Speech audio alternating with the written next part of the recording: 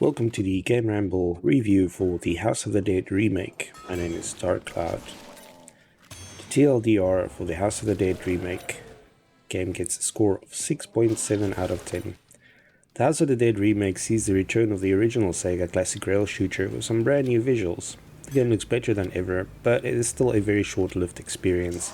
This makes it great for players who don't mind replaying the handful of levels while aiming for higher scores, but everyone else might find it a little too bare bones. Gameplay receives a 6 out of 10. Shooting zombies is fun, but the game sticks to the handful of levels from the original game, which means it can be completed in less than an hour. Graphics receives an 8 out of 10. The new visuals look great, and the game doesn't shy away from blood and dismemberment either. Sound receives a 6 out of 10.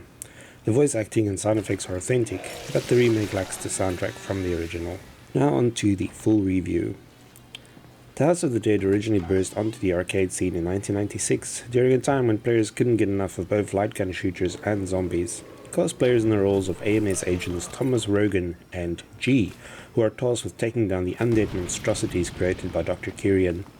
Arriving at Kyrian's mansion, they find it overrun by the undead, set out to rescue the surviving scientists, which includes Thomas's fiancée, Sophie, while blasting everything in sight. The House of the Dead was a big hit for Sega, and playing the version with a 50-inch monitor in particular was usually the highlight of any visit to the arcade. Strangely enough, the game was only ported to the PC and Saturn before Sega allegedly lost the source code. The House of the Dead series went on to receive a few sequels and spin-offs over the years, but the original was never revisited, until now. It only took 26 years, but Megapixel Studio took it upon themselves to remake The House of the Dead from scratch using the Unity engine. In addition to a brand new code of pixels, the remake also adds a photo mode, achievements, and an armory with unlockable weapons. Other highlights include a gallery that slowly fills up with encountered enemies and bosses, as well as a horde mode, which adds even more undead monstrosities to the game. Even with the new additions, the House of the Dead remake remains faithful to the original game, which means it's a very short experience. The game is still a rail shooter, so players have very little input when it comes to movement.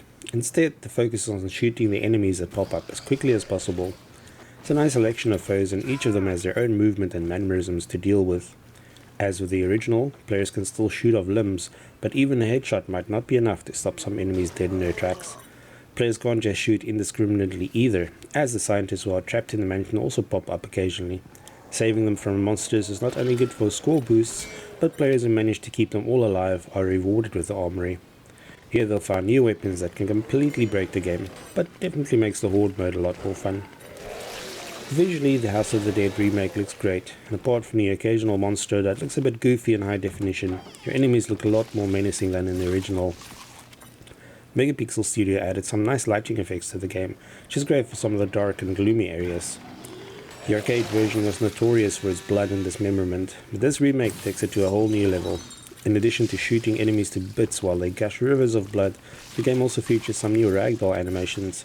Seeing an enemy that is trying to get the drop on you go flailing in a hail of bullets makes for quite a satisfying experience. Unfortunately, there are no new enemies added to the game or any new levels, so most players will have seen everything there is in under an hour. The game retains the branching paths found in some levels, but overall the experience is very short-lived.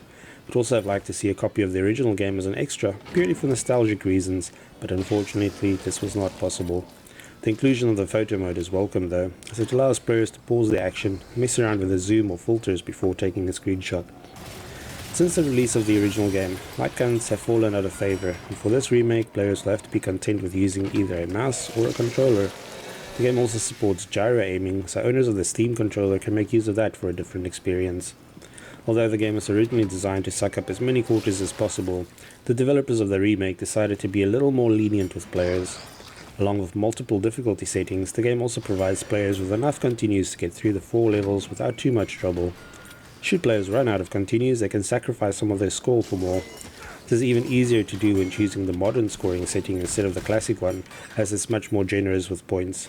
Players can even set the amount of aim assists, which range from off all the way to filthy casual. As with the original game, it's also possible to enlist the help of a friend for some local 2-player action. In this mode, players can choose whether they want to play cooperatively and share everything, or competitively, which is every agent for themselves. Fans of the original game will notice immediately that this remake does not have the soundtrack of the original arcade version. The new tunes are faithful to the style of the original game, but not quite as memorable. The game does retain the B-movie style voice acting for the characters, which falls squarely in the so bad it's good category. While the game is packed with lots of sound effects and ambient audio, the repeated shouts of "reload" are something that most players will tire of hearing very quickly. Thankfully, all of the audio options can be tweaked, so everything is at a tolerable level. Overall, the House of the Dead remake is a fun game, but even with all the improvements and new additions, it does feel a little bare bones for the asking price. This is not a game for players who are only interested in playing through levels once or twice. Instead, it's for players who enjoy playing through the game multiple times while honing their skills and reflexes with every attempt who will get the most out of it. It would have been better if this game was included as part of a compilation, but as a standalone title, the House of the Dead remake is a game that will probably only appeal to niche audiences. Thanks for joining us for this House of the Dead remake review. You can also find the text version on the website at GAMERamble.com. Until next time.